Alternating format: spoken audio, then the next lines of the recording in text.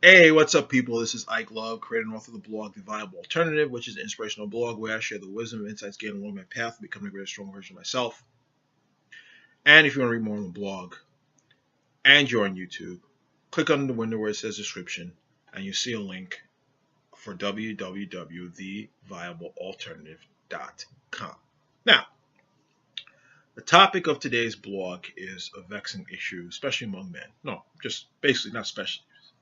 Men have this issue. We have this issue, men. What does it mean to be emotionally available? And of course, if you're a guy and you date, or have had girlfriends or married, a woman, the common refrain from women is that men are not emotionally available, present company included. I've been heard this for years, been told about this about myself for years and years and years and years and years and years and years. Not only actually by women I dated, but also by actually family members. It's been a vexing issue in my life. As a friend of mine was saying, my wife. I don't know why I do this. Friends of mine don't know. Whatever.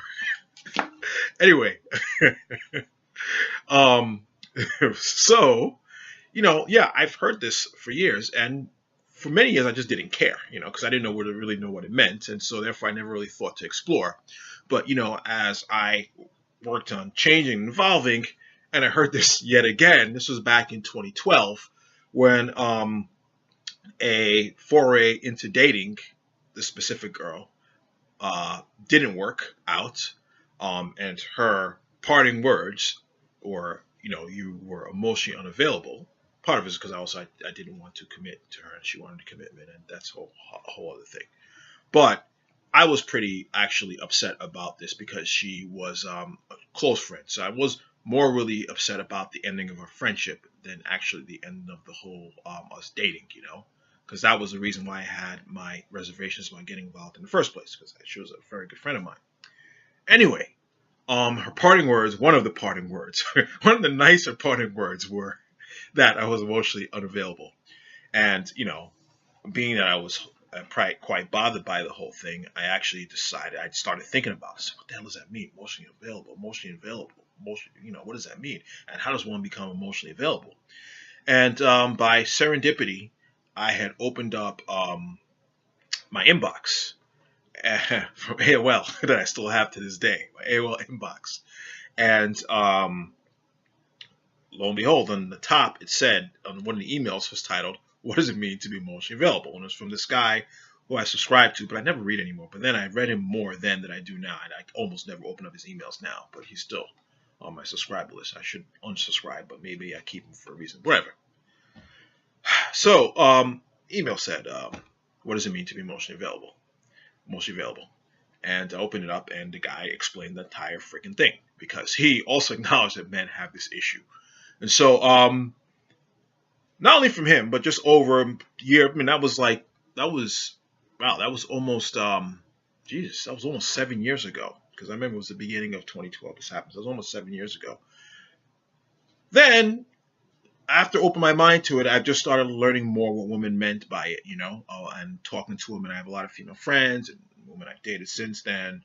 And I've learned what it's like to be emotionally available. Now, do I necessarily fulfill that? I still have my challenges. But yeah, I've had friends and mentors actually also explain to me just what the hell that it means. The funny thing is that shortly, several months after that, I went to a friend of mine, a mentor of mine, and her girlfriend, and I was sitting in her living room, and I asked her, what does it mean to be emotionally? I asked her girlfriend actually, what does it mean to be emotionally available? And her friend looked at me as if I asked like if the sky was blue. She's like, you just be emotionally available. Like, what the hell? Like, what type of question you're asking? Sheesh. She wasn't really being rude. I mean, it was like someone coming to me now and asking me, I don't know, man, like where do babies come from? I'm gonna look at them. I mean, dude, you're a grown man, or grown women, adult. You don't know where babies come from. And she kind of looked at me like that, like shocked to ask that question because, she understood men less than my mentor. So she expected all men to know, but my mentor looks at me. She's like, looks at her. She's like, no, like, be easy. He really does not know, and most men really do not know. And she says, you have to explain to him and itemize 1, 2, 3. That's how men understand. And she was right. And so, yeah, it's a vexing issue for men being emotionally available. But I'm going to break it down for you now. I'm giving you a huge gift of what the hell emotionally available is, and maybe save your marriages or your relationships, because it is actually a huge thing for women about men being emotionally available. And I'm going to explain how men go take that to the extreme and become emotional saps, because it's not that. And I'll get to that in a little bit.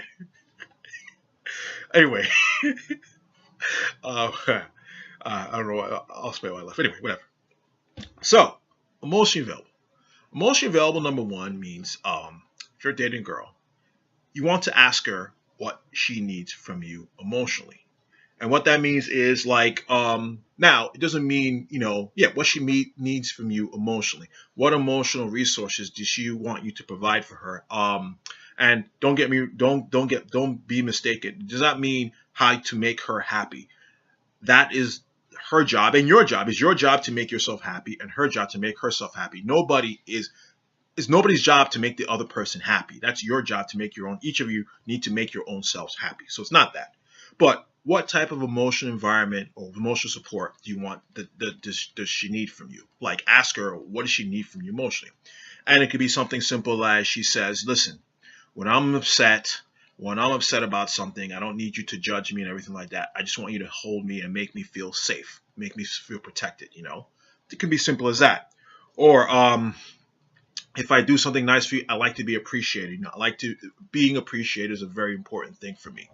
Or I like to be supported, if I'm going after a goal or whatever, I like you to push me. I like you to give me that emotional push. Don't coddle me, but push me, Or I like you to call me on my BS when I look like, I'm trying to, how do I say this? When I look like I'm trying to dance around something, or I'm trying to make excuses, I like you to call me out on that. Call me out on my BS.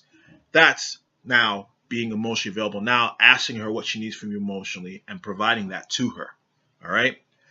On your end now, because women always complain about they don't know what we're thinking, or like we never talk about our emotions or our feelings. And again, I'm going to get to where you can go wrong with that. But it means telling her what you need from her emotionally. And it could be like, yo, when I come from a long day's work, I just need my time for 20 minutes to just be by myself. I don't need to talk to you about my day. I just need to unwind. All right. It could also mean, it could also mean that I'm trying to think. Oh, as a man, also that you like to. Well, let me think. It could also mean, like if you. When you yell at me, okay, just say when you raise your voice, it reminds me of my mom when she used to try and emasculate me. And even though you may not be wrong by that, but I just need you to consider that when you raise your voice, I may react in a certain way and get very defensive, and it may be out of proportion to what you're doing. But just to let you know that, just keep that in mind when you get angry at me. There's a certain way to approach that. You know what I mean? It's also telling you what you need emotionally from her. Also, it also means if you, like we men, the true, I would say alpha men, we like to go for goals and build big dreams and everything like that. And sometimes when we do that, we get so sucked into that, really, it absorbs us. Men, really, we build this wall and we tend to feel like we're shutting the other person out. Being emotionally available says to her, means to check in with her from time to time. Be like, listen, I'm absorbing this thing. I'm not ignoring you. I apologize. And even maybe set up some time for her, considering the fact that she feels isolated. She may understand that you may have a lot of stuff going on, but she may want some of your time and everything like that. And you do the best to carve out some time. But, it's that emotional availability of telling her what you may be going through at that time, stress or whatever, Now, this is where men go the extreme and wind up getting dumped. Or with the wrong woman cheated on you. They wind up getting dumped. Is that being emotionally available does not mean being an emotional sap and making her into your therapist. You have issues from childhood and she becomes your therapist and your wet sock where you're constantly laying stuff on her. Or you make her into your mother. You know, you do not need to make her into your mother. She's not your mother. There's going to be enough of that being your mother because naturally speaking, we respond to those the relationships with our primary caretaker reflect every other relationship in life. So it's going to be a natural thing that you're going to project your mother onto her. That's just natural because, you know, she's a woman, your mother's a woman, and therefore, you know, because we see our eyes through that relationship with our mother, with woman, you're already going to be dealing with that. But what I mean by that is, do not make her into your mother. She's not your mommy, you know. The only person that's really going to love you unconditionally is your mommy. You know what I'm saying? But she's not your mother. So it's not about being, you know, it's not like whining, and it's also not like whining to her, like, yeah, honey, you know, when you yelled at me earlier on, you hurt my feelings, and I went and cried in the bathroom for 30 minutes because, you know, I'm hurt. You know, you don't do that. You don't whine, you know. I mean, if she's a feminine woman, she wants a man, a strong man. Now, in relate to that, what you could say, though, is like, yo, listen, you know, not like, yo, listen, bitch, not like that, but yo, listen, you know, what you said earlier on speaking was, yo, it triggered something in me. You remind me when my mom used to talk to me and everything like that, and, you know, I didn't really appreciate that. Next time, just approach me, if you can, next time approach me in a different way if you want to have a constructive communication around this issue. But when you talk to me in that way, it gets me defensive and nothing gets solved, you know. That's a proper way to deal with it. What also you can say to her when you go on a certain issue is like, listen, you know, I have this and this issue from childhood, you know, and I'm not asking you to be my therapist, but I ask you if I get triggered or I wind up feeling a certain type of way, you know, I ask for you to understand, and as I deal with it myself, as I work through this issue myself, I need you to provide the support and the environment as I go and take care and handle my issue. I don't expect you to solve it, but I expect you to at least provide the supportive environment that I can deal with this possibly, not being nagged or shamed or whatever, you know. So that's basically emotional availability in a nutshell, in a healthy, well, emotional availability, healthy is the same thing, you know. Yeah. So yeah, a lot of women complain about it because you know, a lot of us men, when we are going through something, we shut down and we just like build a wall around us and make the woman feel shut out, or we don't give her what she needs emotionally because we do not really understand the whole realm of emotions as men. Or, or that's like I said, men go through the extreme and, you know, complain and whine and treat it like a therapist, you know.